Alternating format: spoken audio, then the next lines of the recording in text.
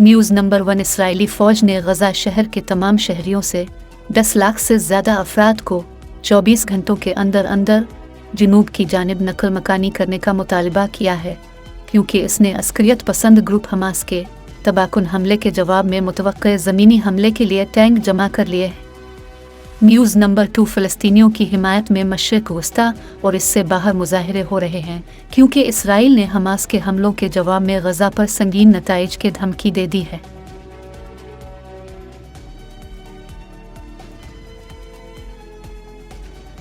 News number 3। अमरीकी ऐवान नुमाइंदगान के लिए नए और रहनुमा के इंतखाब के लिए अपनी कोशिशों को दोबारा शुरू करने के लिए जिदोजहद की है, जब पार्टी की अंदरूनी लड़ाई के बाइस नामजद उम्मीदवार स्टीव स्कीलेस स्पीकर की दौर से दस्तबरदार हो गए।